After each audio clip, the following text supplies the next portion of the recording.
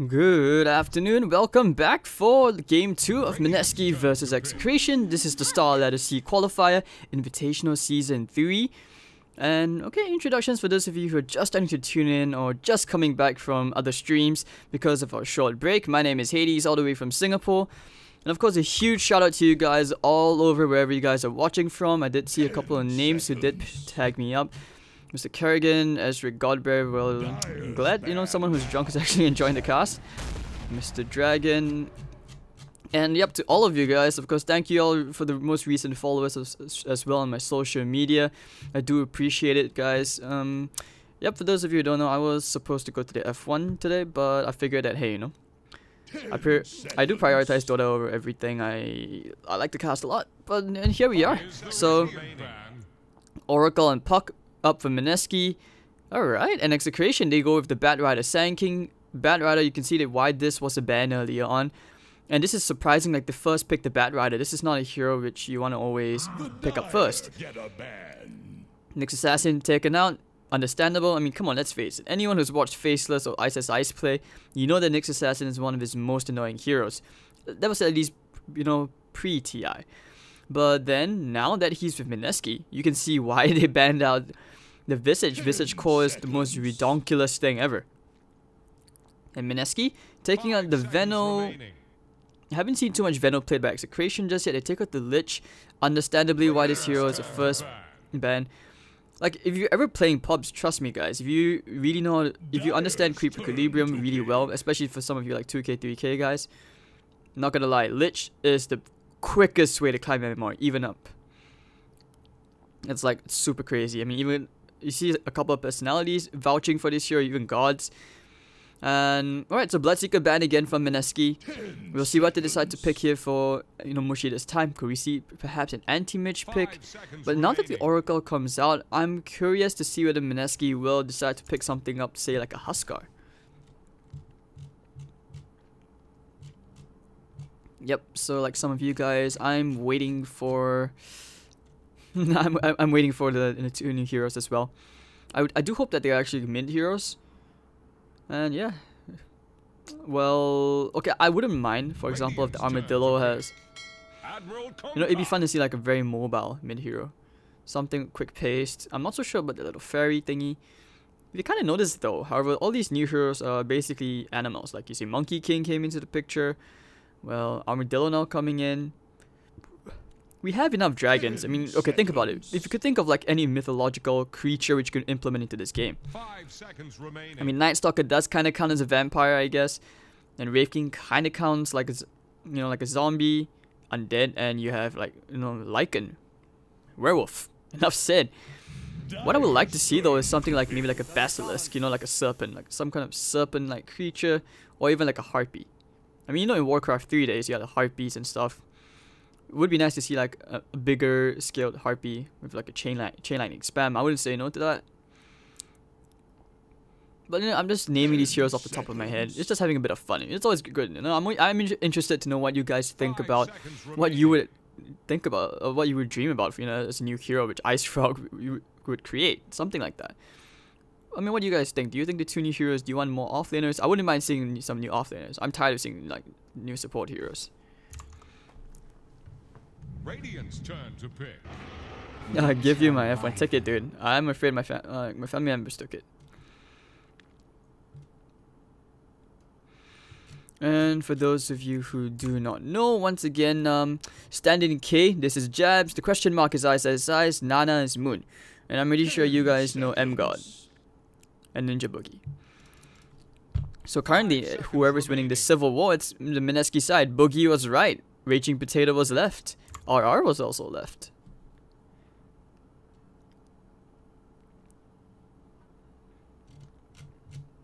Yeah, the F1's kinda expensive. My dad got like these paddock suite tickets from work, so I would have liked to go, but I told Blaze, I said, you can ask Blaze, I told him, I said that I'm gonna choose the cast instead, because at the moment I do prioritize casting, so any support which you guys can lend to me, to help me in my casting journey to become a LAN caster. I want to be like, casting's my dream.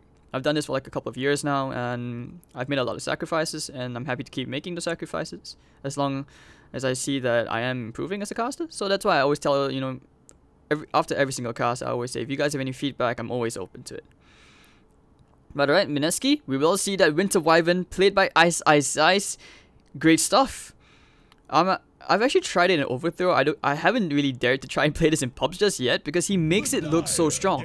But when I play in Overthrow, I feel like a complete retard. In Execration, they go back for the Viper pick. This is interesting. Do they perhaps foresee the Huskar?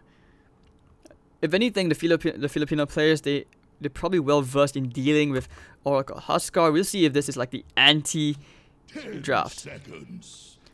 So, okay, some of you guys are trolling me, right? You guys are talking about 5 seconds remaining. a unicorn. Radiant's turn to Skyrath isn't a harpy, man. He's like a fallen angel or something like that. I don't even know.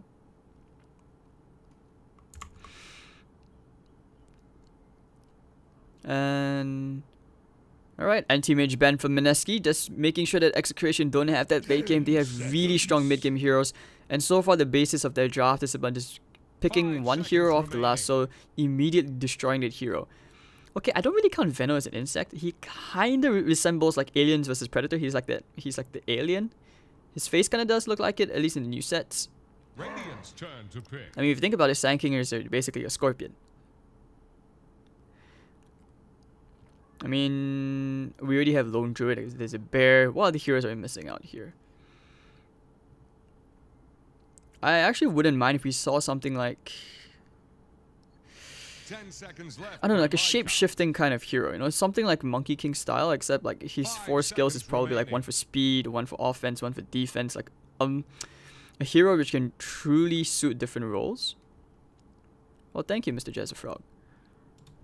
Yeah, sorry if these messages of gratitude and all not hitting you guys at immediate timings. There's a 2-minute delay on the stream if you guys are not sure or were unaware of it. This is just tournament regulation, just in case, you know, teams decide to casually open Twitch chat. Maybe these guys want to type in a Kappa or even spam some Kappa Pride for themselves. You never know. But Faceless Void comes out for Execration, and we have great team fight here. Faceless Void could also be that hero to just jump to the back lines, but Wyvern is also that anti-Void hero if you think about it. Because you can pretty much... Okay, they don't really have good heroes to destroying the Faceless Void with right clicks, but you can most definitely use these heroes to start banging away onto the Viper or something like that. Or whoever's near the Viper.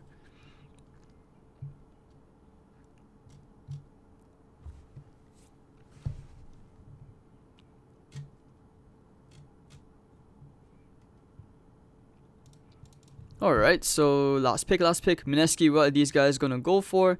Should be Nana on the puck again. They've always run Nana on the puck, and this will be the Mushy Luna.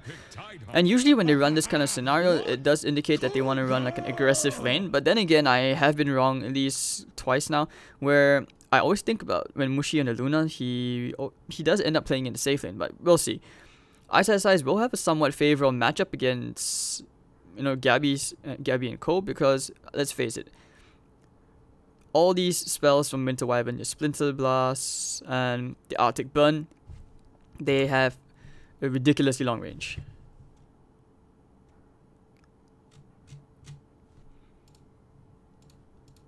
And when you have such long range, like, how do you stop? I actually want to wait and see if he gets to the point of like an Aghanim Scepter. So Aghanims would be like, you know, just constantly bang, bang, bang, bang, bang, burn. If you've tried it in anything, it's really crazy.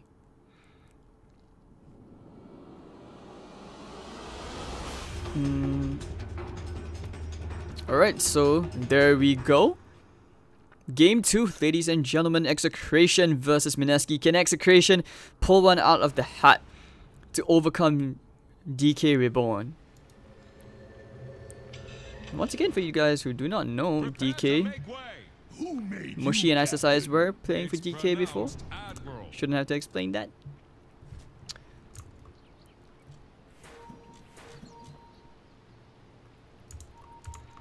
Alright, so game will be good. PQMZ was supposed to join me. I would have asked Godot, but I think he is busy.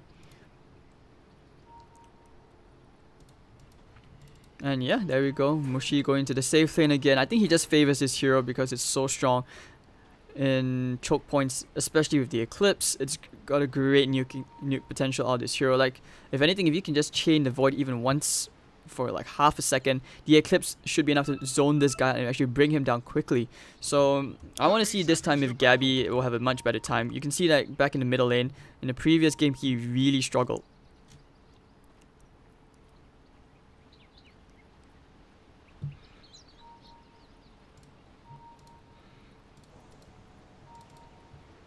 Alright, so Nana, once again, he's already impressed on so many heroes. Even as a puck, he's really improved. I've always felt like him as a player, he's really aggressive. Like, personally, having played against him once in Party MMR, that was not fun.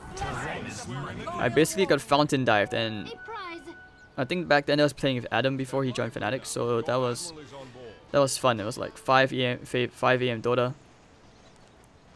Was it 4 AM? I'm not sure, but that was tough. But yeah, and he will make a lot of daring plays, and you can see he really styles. If you watch his puck, at least in the past few days, well, even if for the PGLC playoffs, that was interesting to watch, because he seriously, he was just styling all over, and there was no way to control him. And not to mention, with the lack of disables, they actually might be able to see. You guys might be able to see a really good puck game again.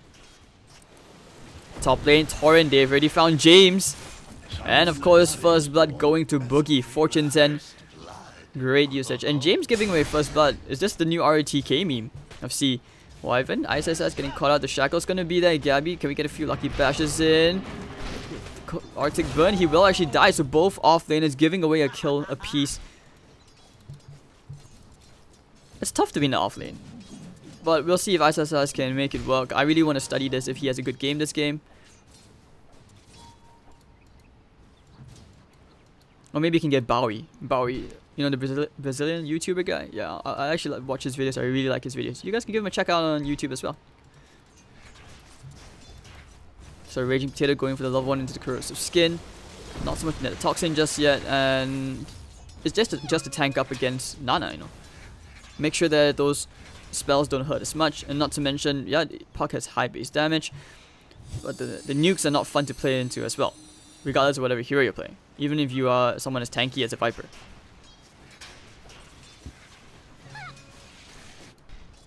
Alright, so once again, using the Arctic Burn, he's trying to get some harassment out, but they actually might be able to go for another kill here if they can find the Shackle, but they don't want to get in range. Creep Wave happened to be there. Illusion. I have co-casted a Cyclops. That was one of the ASUS RAG Masters in the Singapore qualifier. He was in Singapore for like 2 days. It was really short, but you know, that was quite fun to work with him. He's a funny guy, I'm not gonna lie. We've had some beef before, but after solving our differences, he's actually, yeah, he's a really cool guy. Not so much in PUBG though, when he friendly fires you. I can still remember Lysander going, "This is why you don't have any chicken dinners." And that was like the first time I ever saw Lysander enter full baby rage. Alright, so 1-1, much quieter, more peaceful lanes this time. But then again, this is usually the calm before the storm. Mushi having absolute free farm. The same can be said for Gabby as well, which he'll be appreciating this. Especially since, you know, it's not like the previous game where you had crazy amount. Oh, hold on, they actually did get the Courier Snipe. Alright, so that's what Nana went for. I was like, why is he behind the tier 1 tower? And he actually got the Courier Snipe on Raging Potato. His tangos will not be reaching him. And this is where Nana can afford to play a bit more aggressively. Bad Rider, James still stuck at level 1 with the Firefly. Without the Napalm stacks, he doesn't jungle as efficiently. He does have any stacks? Yeah, 1 double stack. With the Torrent, looking for the Fortune's End as well. But the Creep Wave, not exactly in their favor for them to dive under this tower just yet. And Ice still facing a lot of pressure. He is almost level 3, so in terms of levels, EXP wise, he is coping just a bit better.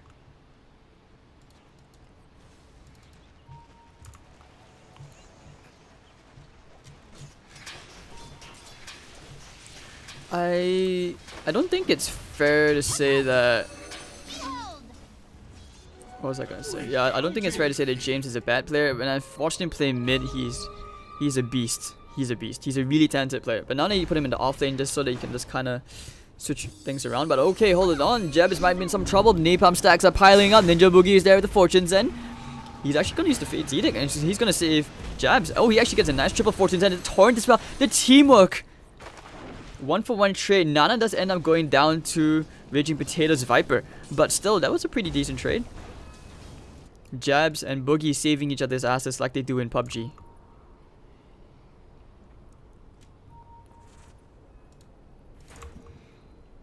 Alright, so now I'm just going to shrine up. 20 more seconds, so not such a big deal. Actually, no, I'm just going to use the bottle instead. Okay. But Ice, they actually could think about a rotation here. It's a hard game for Jabs to be a Kunkka this game, but he's still making these, these plays here and there, which you kind of appreciate, appreciate these Kunkka plays. Like, the thing about this hero, you can always say that as a 4, he has great initiation because of his X mark.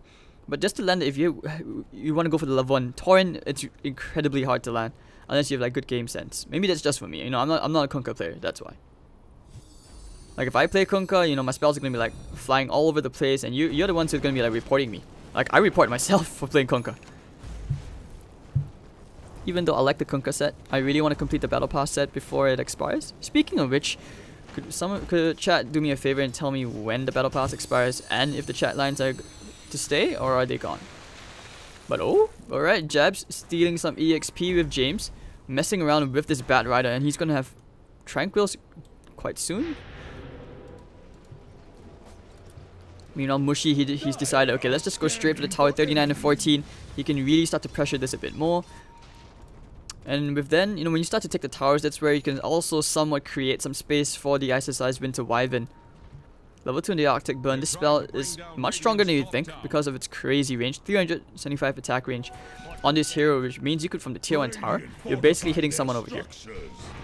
So that's a long range. And look at that harassment damage. Gabby, he's going to slowly tick down bit by bit. The DOT is also really, really painful.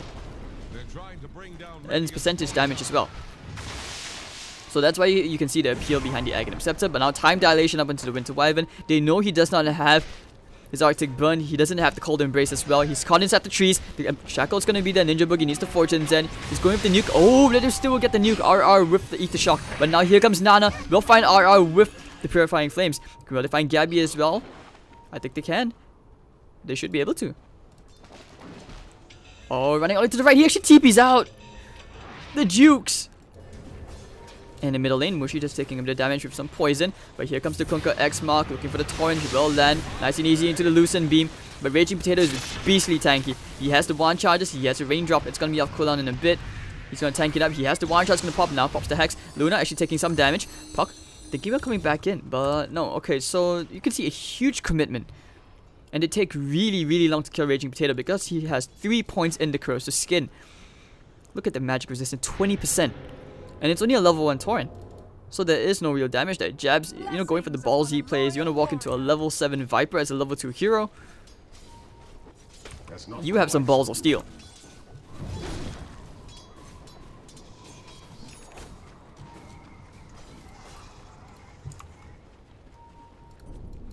Nice.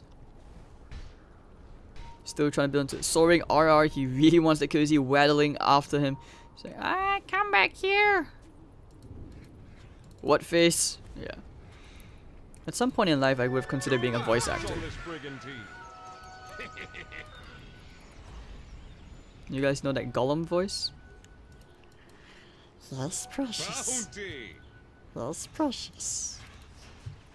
Oh yeah, I admittedly had a bit too much time in high school when I moved to China with my family, so China's fun. It's not all about eating dogs, as you would like, even though I had a dog meat stall right outside my school. I had some really good times there. Although you might want to be careful about some of those shady places, like, those stories where they tell you they reuse tea leaves, like they just soak them in the drains and hang out. Yeah, those kind of stuff you want to be careful about. But there are some places as well where they have like really cheap good steaks, so it's not necessarily all that bad in China. Alright, so Luna pushing out the top tier 1.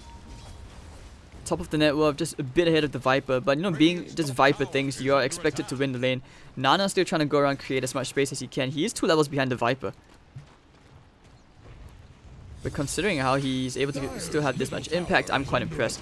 Top lane using the Sandstorm to try and slow down this push, but the Torrent was there. So it looks like Mushi will get a tier 1 tower and boost of gold into the dire side economy. And Mineski are getting some map control. At least this will open up the map. They can start to group up in the other lanes. Pressure the bottom perhaps. They have the Gabby Chronosphere available, so they can think about trying to go into Ice.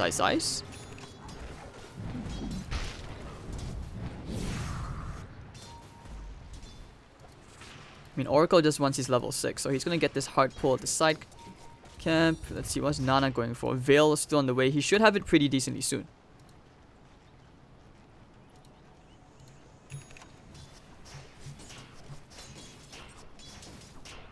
Oh, 18th of September, so thank you guys. Jabs really starved for levels this game. Gold from my chest.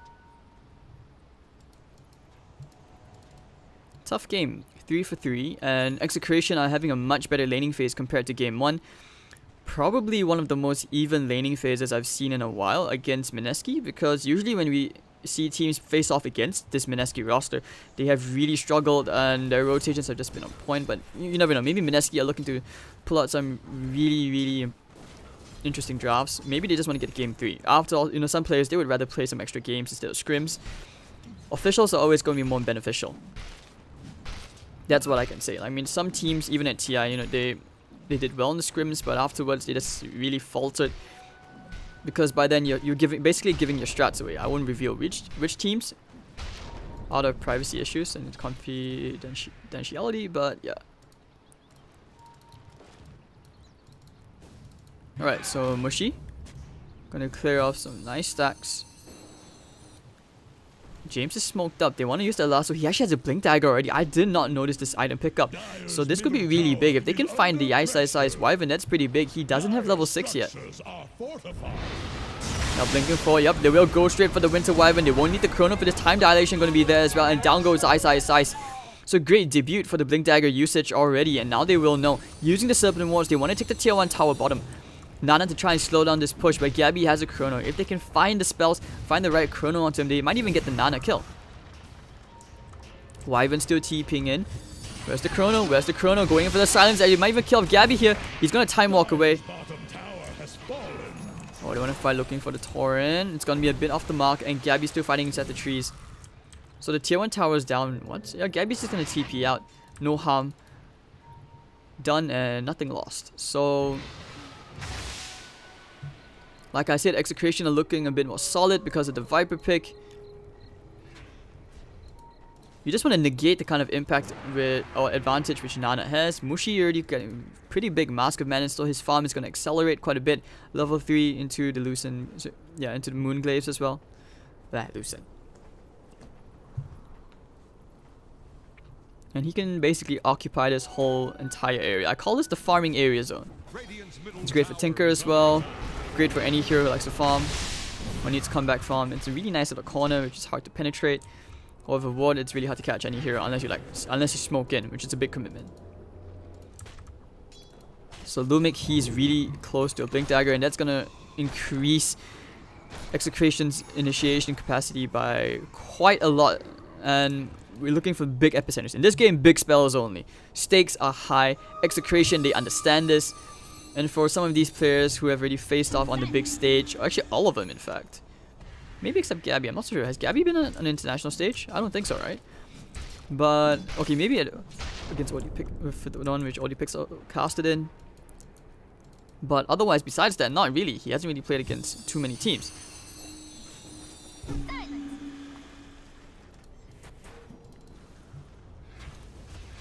And this gold lead is swapping back and forth, both teams.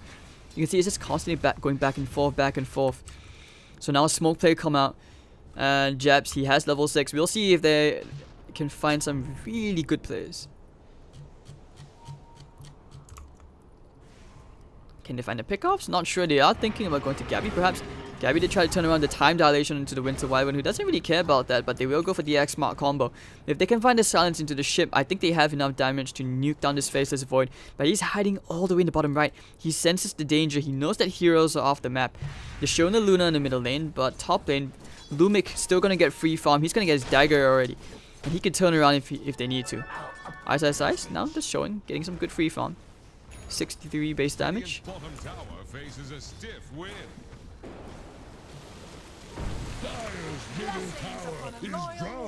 What's this? Yeah, they're looking for heroes. They know there are no heroes. And look at James, such patience, waiting up there on the high ground. Oh, Gabby. He's shown himself right now. X-Mark. Oh, gonna time walk away. But Lumik is there. They have the barrel. Torrent's gonna be a bit off the mark. Actually orbing in into the ship. Oh, the chrono! He might need to time walk all this away. He doesn't have it. Okay, now he's gonna time it, but the eclipse comes out. Gabby, one more hit. Can they find the vision onto Gabby? And yes, the Lucent Beam will kill him off. Luna in a bit of hurt here. He's gonna go for the TP out with False Promise and the Shackle as well. They should have enough damage, and actually they will kill Ninja Boogie. So 2 heroes down. And Mineski, they have overextended. 2 for 2, making it 3 for 2. And Lumik making some big plays under that tier 1 tower. Mineski definitely overextended. They tried to catch the Faceless Void, but he was a tough hero to kill. That chrono catching the puck, that was really good. And very necessary. This is a very, very tiny and narrow choke point. I'm not sure if Mineski watched 300 Spartans, because you can have the numbers advantage, but when you're fighting to such a tiny, narrow corridor, no matter what, you're just asking for trouble.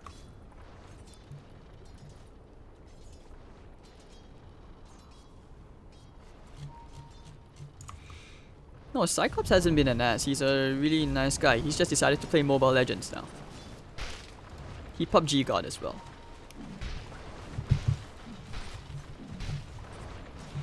Alright, so Gabby gonna complete that Mask of Madness. That's gonna kinda increase his damage and attack speed a bit. He's gonna be able to farm the jungle as well.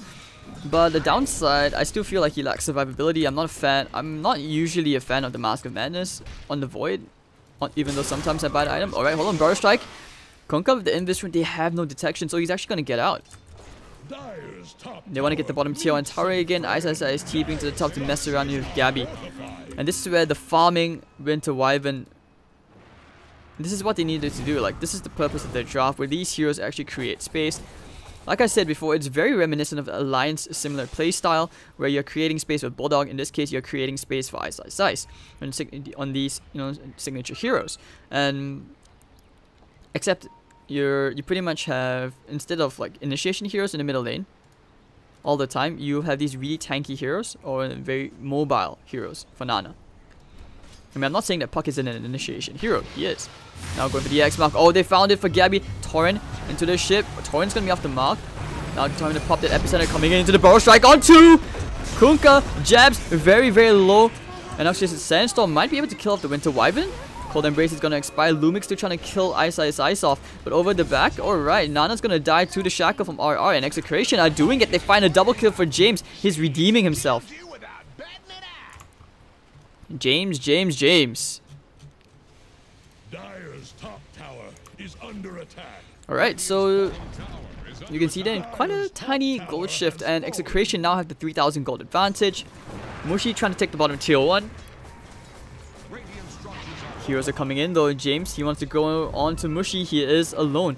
So Mushi popping the Eclipse right now. He wants to kill. He will actually get the solo kill here onto James.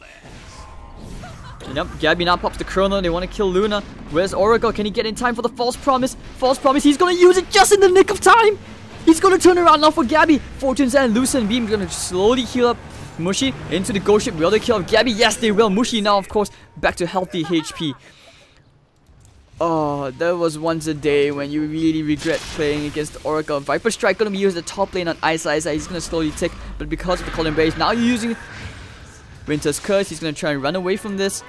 Arctic Burn all the way into the north. He's going to get some chip damage onto Raging Potato. Now it's surrounded by 3 heroes. He's going to be a dead potato. And Mineski will feed on the Serpent Wards. Tasty. Nice gold. And now the turnaround again. So this game 2, very, very intense. I promised you guys an intense game, and there we go. Game 1 was kind of one-sided, which I'm not really too happy of. I mean, yeah, we got kills, but I always want to see like a really intense series, and this game 2 it's proving, it's paying itself off. I like that.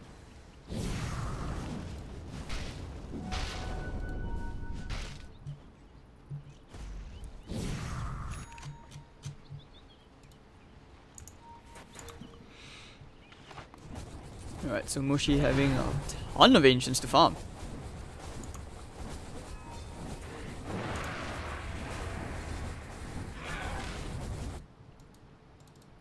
Nah, okay, I don't think it's fair to criticize the casters in that sense. Like, I'm not just defending myself, but in this case, like, okay, different casters have different styles.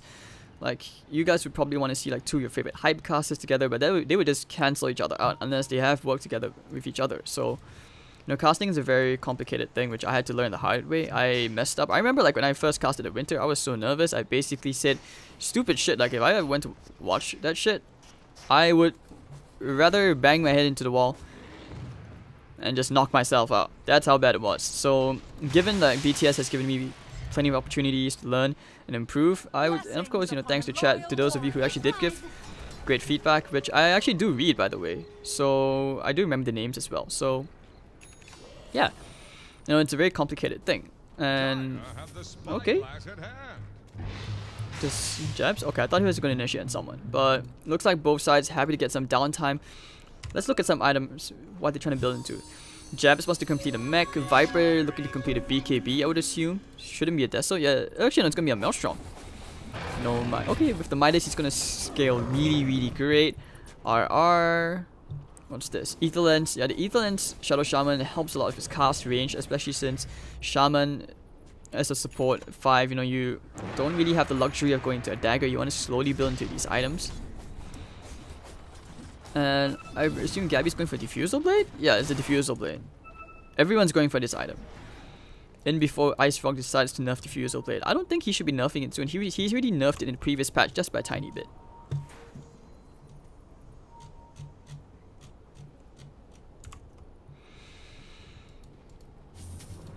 Alright, once again X mark onto the puck. Nana just messing around with Lumik. The stun's gonna be there, but with the X mark he's gonna be fine. Looks like they are thinking about perhaps a smoke. They could be. They are grouped up.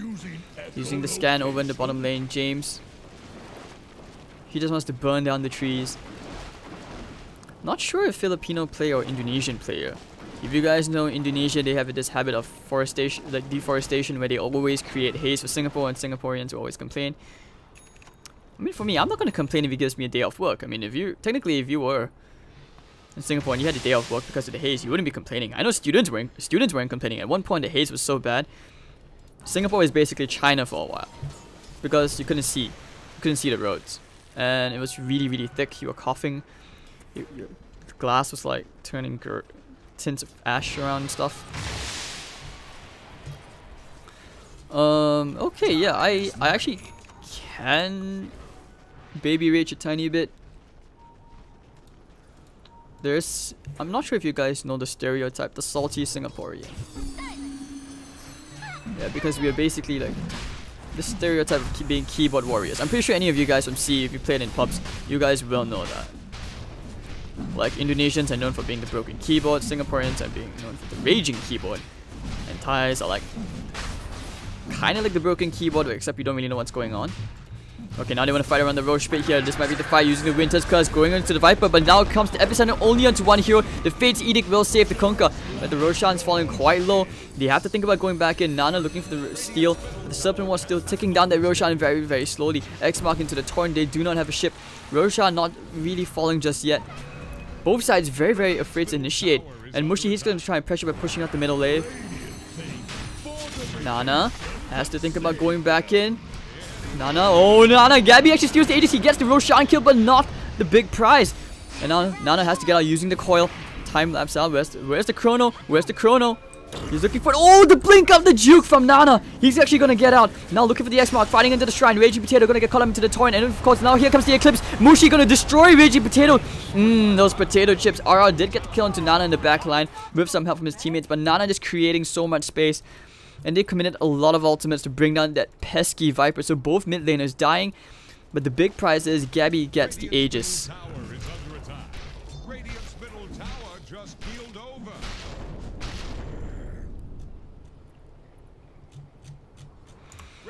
Alright, so... Okay, I do admittedly went to check chat, but okay, they want to try to go here into Lumik. Mushi with the Fortune Send just to debuff him just a tiny bit in case from the Caustic Finale, and they will actually take the tier 2 tower middle lane. The Manta dodge. Lumik just wanted to burn, baby burn. They want to tier 2 tower and Mushi will get it. So then this is where they back off. TP out, back to the top lane, get the creep waves back in their favor. Ice. This Maelstrom, so this Midas is going to start paying off, and yep, the Maelstrom's on the way. Regen rune for Nana.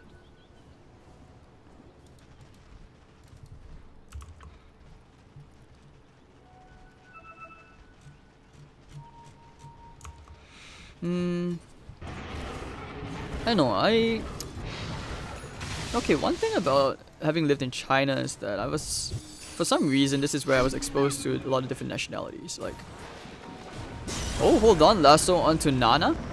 Where's the follow-up? Burrow Strike as well, but I don't think they're killing Nana here. He has a Yule Scepter, he has a Phase Shift, he's gonna be okay. Now the 4-star 4, Fate's Edict actually gonna save Ninja Boogie. And no one's really dying here. Very awkward. 2 big ultimates blown, and XctN will just have to back off. Okay, but back to my point, like being exposed to like different nationalities. I never would have met a Swiss person in Singapore, like someone from Switzerland. I met someone from Switzerland, from Swiss Embassy in Charles and China. That was fun. Like I never knew Swiss people could be like so tall, or even Germans. But then again, it's because, you know, Asian people are generally just slightly shorter in general. So it's interesting. But when I came back to Singapore and like in university, I realized like Burmese people. Are there anybody? Is there anybody from Myanmar in the chat, or if you're Burmese? Because I realized like the language you guys. Okay, if you guys Google translate stuff in Burmese, you realize that the language does not seem to look like it. Like, it does not seem like it has an alphabet. It's basically a lot of squiggly lines. I'm not being offensive, dude. I played in my universities like Myanmar Society and like Dota competitions and stuff. So it's fun. It's interesting.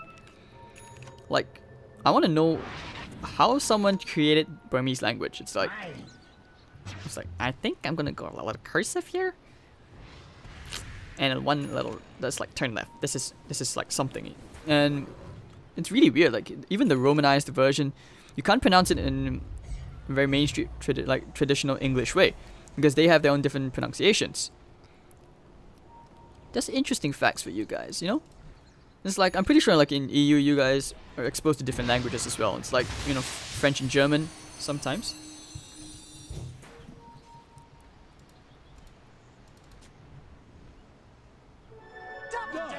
Scanning for enemies. And alright, so now the smoke movement. Looks like they will find Raging Potato. The X mark, it's a trap. And with the ship as well, they will find the Viper kill. They blow him up. And Lumik Sandstorm inside, breaking the Lincolns on Mushi. That's his defensive item, and it looks like they will actually take the tier 3 tower. Gabby already took the top tier 2, TPing back in. He has a chrono. They want to try and fight it, but Mushi taking out the melee barracks right now. With this butterfly, he's really tanky. And Mineski, this game has suddenly been blown wide open. Lucent Beam, they want to try and initiate again. Looking for the big chronos. Only the big chronos are required here, or needed. So cutting the creep wave, Mushi, this wave is going to push in. The tier 3 tower basically doesn't take that much damage. And once again, the quick Manta. Mushi's been playing the arcane. Now looking for the chrono in the backline. He's found 2. Looking for the eclipse. Gabby actually might die here. He's silenced up. The Aegis will pop. Now Epicenter coming in. Burrow Strike. And Fate's Edict going to save Ninja Boogie one more time. Big stuff. And they have no more spells left for XctN. And Mineski, they will kill off Lumik. Lasso onto Ice. Where's the Lucent Beam? Moon. Nano there with the silence. X-Mark gonna try and catch the hero off. And actually down goes RR. False Promise gonna keep Ice alive. That's just so ridiculous to play into. And now the buyback out from Lumik. Well, Gabby, they know they can leave him alone because he doesn't really hurt that much. And without the chrono, he's basically just a walking super strong creep at this point. So Nana gonna push out the top lane, go into a Lincoln Sphere. And at this point, because of the lack of, I wouldn't want to say lack, but it seems like they have a lack of stuns. But that's because you have a lot of defensive items on the side of Mineski, and with more Lincolns, you can't really catch this puck at all. I'm not even kidding.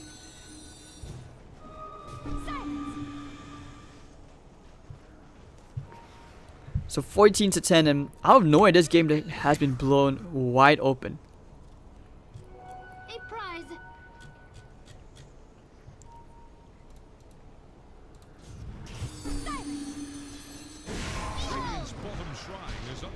Right, bottom lane, Ice about to get the solo kill here onto James. Alright, and he's going for a Shadow Bait as well. Silver's Edge is going to remove Corrosive Skin, which means that Viper is not going to be as tanky as you would like. He's not going to have magic resistance. Game is scary. So, right, Ninja Boogie. Using the Cold Embrace, he's going to start pushing away, but the coil into 2. Now they want to start pushing back in, well, of course, with the shards bouncing around. Isis Eyes will destroy RR. Fortification baited out, and the buyback out from the Bat Rider again. The buyback statuses are not looking very healthy at all for Execration. They've already broken the bank to try and hold this middle tier 3, which will finally fall very quickly. And Mushi is just going straight for the barracks. Look at the glaives. He sieges so quickly. And Raging Potato can't do anything. He takes more damage than he can dish out. And if the Mask of Madness down goes to melee barracks, they can go straight for the shrines. Gabby's gonna try and rat push out the top lane, but now the Winter's Curse gonna be used. Gabby gonna take some damage from Lumix, so the Caustic Finale is not gonna be gonna trigger over there, but still, okay, now they just back off and now they can go back hit the top shrine. They don't even have to wait for Roshan, even though it's gonna be up in perhaps the next minute.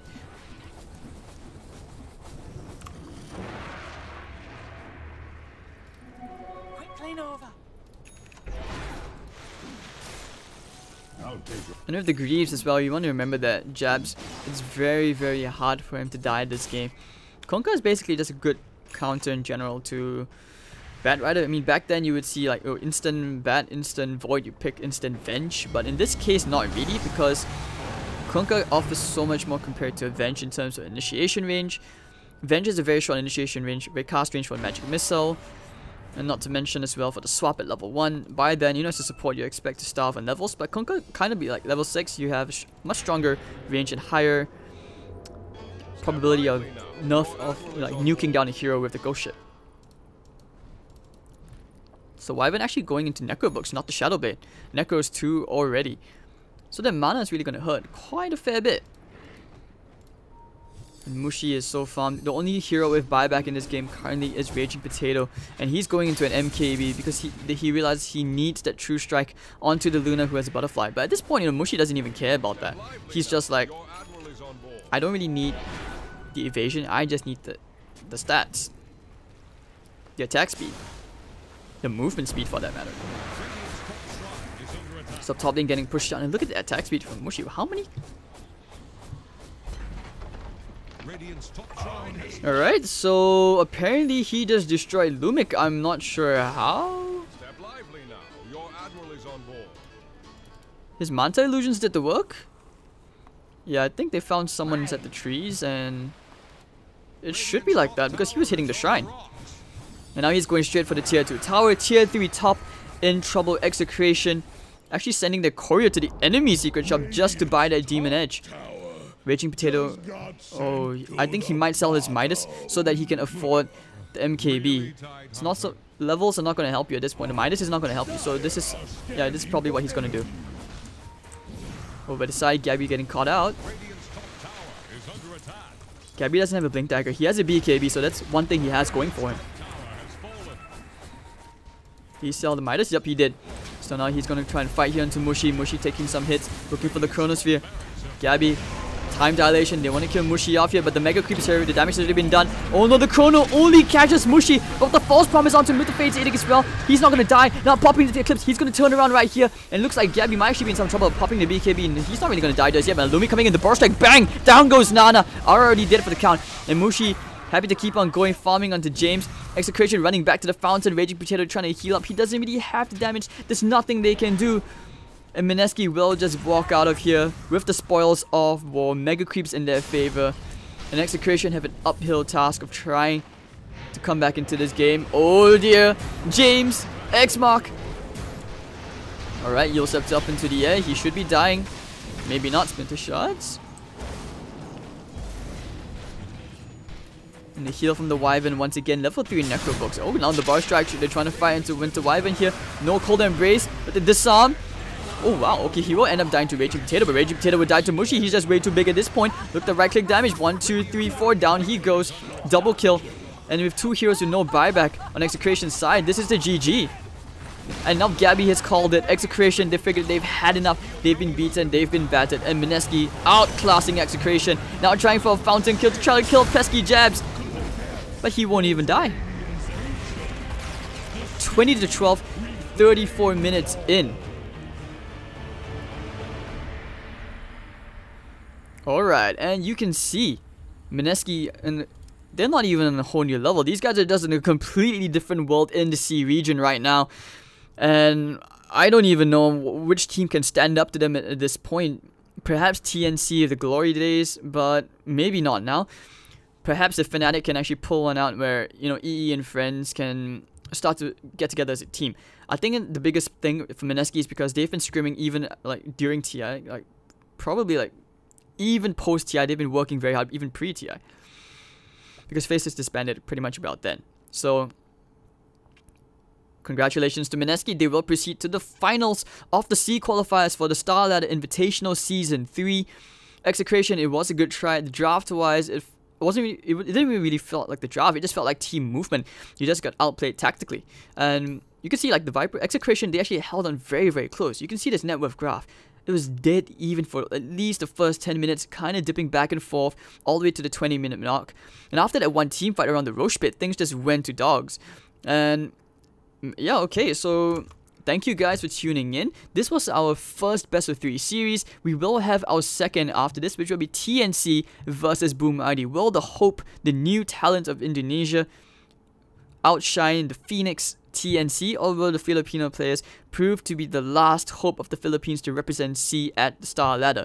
Well, there's only one way for you guys to find out. That's for you guys to stay tuned. My name is Hades. If you enjoyed the cast, if you have any feedback, you can follow me at Hades.tv. I'll see you guys for our next best of 3 in a couple of minutes. Actually, hold on. Actually, maybe not.